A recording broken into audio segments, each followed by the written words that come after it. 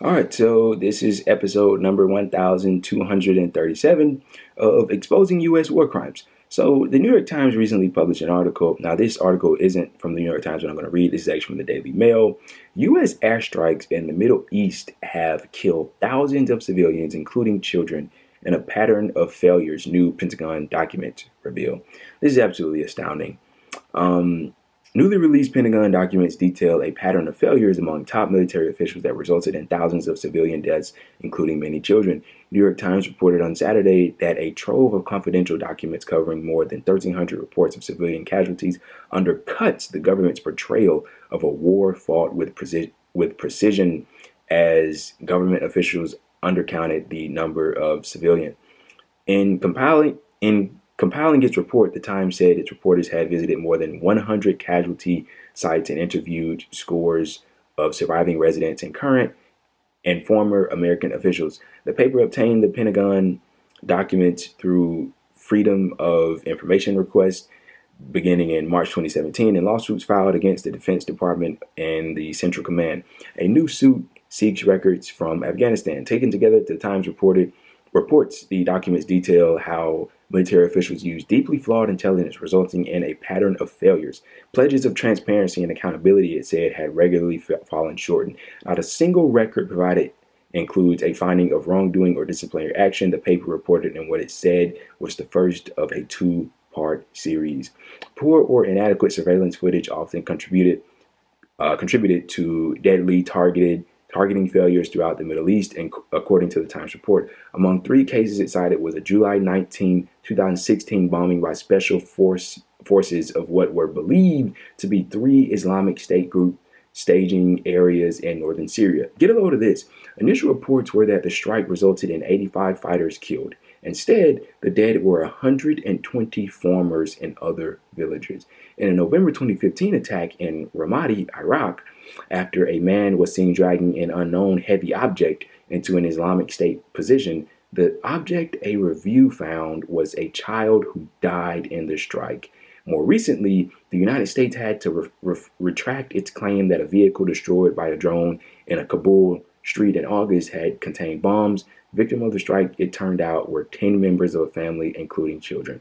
Many civilian survivors of U.S. attacks, the report says, were left with disabilities requiring expensive treatment, but condolence payments numbered fewer than a dozen. As for comment, Captain Bill Urban, spokesman for the U.S. Central Command, told the Times that even with the best technology in the world, mistakes do happen, whether based on incomplete information or misinterpretation of the information available, and we try to learn from those mistakes. The U.S. air campaign in the Middle East grew rapidly in the final years of former President Barack Obama's administration as public support waned for the seemingly endless ground wars. Obama said the new approach, often used unmanned aircraft controlled from far away, represented the most precise air campaign in history, able to keep civilian deaths to a minimum. The new technology made it possible to destroy a part of a house filled with enemy fighters while leaving the rest of the structure standing, the Pentagon said. But over a 5-year period, U.S. forces executed more than 50,000 airstrikes in Afghanistan, Iraq, and Syria, the report said, much less than the advertised precision. All right, this is absolutely amazing here. So, in that last bit, I read about Obama, and we all know his story and what makes him so egregious of a character, of a person. The drone strikes, the increasing of the drone strikes. And when I read this story, it reminded me of Daniel Hale. Now, if you don't know who Daniel Hale is, he is a guy that's currently in prison because he exposed the U.S. for their war crimes and their drone strikes. Now, he told us about the drone strikes, specifically the fact that the overwhelming majority of the time, I think it's something like 98%. I'm not sure, don't quote me on that, but I think it's around that they always get the wrong target. And I mean, this article, this revelation by the New York Times, is another exemplifier of that. These aren't the most precision missiles in the world. It's not precise. It's not accurate. They don't know what they're doing. They're just killing innocent women, children, men.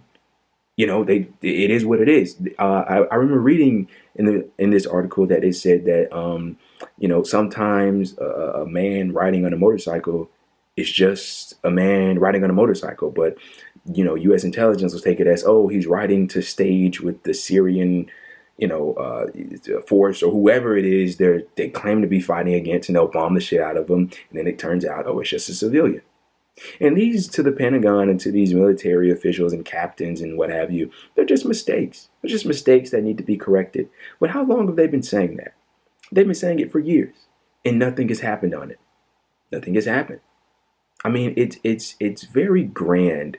We need a president. We need political leaders that are willing to take on the military-industrial complex and put this shit to an end. If I was the president of the United States, and if I know things like this are going on, I'm stopping the drone program instantly. I'm just putting a halt to it, because obviously we don't know what the fuck we're doing.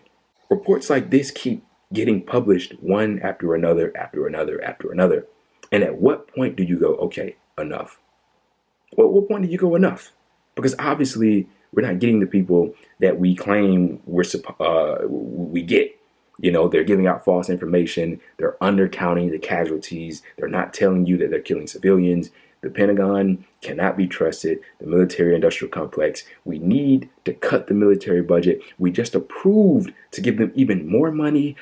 Don't quote me on the number, but I think it's like $778 billion. I mean, we've dumped trillions of dollars over the course of this past decade alone, and we've just given it to the military so that we can fuel the war machine and do things like this. And these are acts of terror. Guys, look, don't let the United States politicians fool you when they talk about, we need to take a stand against China and their treatment of the Uyghurs. Now, granted, those people might be treated horribly, but look at what the fuck they're doing. Look at what we're doing. Look at what they're doing with your tax money. So they take your tax money, they make a bomb, they go drop it somewhere in Syria or Afghanistan or Iraq, and it kills a family of 5 that had nothing to do with anything. How do you feel about that? The fact that that's where your tax money is going? Or would you rather your tax money go to a universal healthcare system where everybody is guaranteed healthcare from the moment they're born to the moment they die? Or it's going to the educational system, so we have free college, and so you, your kid, your nephew, whoever, the future labor force can go to school, get an education, not exit in a bunch of debt, and they can help the society in whatever way they see fit. What if that's where our tax dollars went? But instead they go to endless war, and this is the outcome. They induce terror, they exterminate entire populations, and the problem that they say they're trying to get rid of, they help promote and create. It's what Noam Chomsky talks about so eloquently. While you induce terror, you promote it. I mean, look, man, this is sad, but it's nothing surprising. And that's incredibly numbing to say, because this is what you expect of this insanely corrupt military that the U.S. empire uses at its disposal.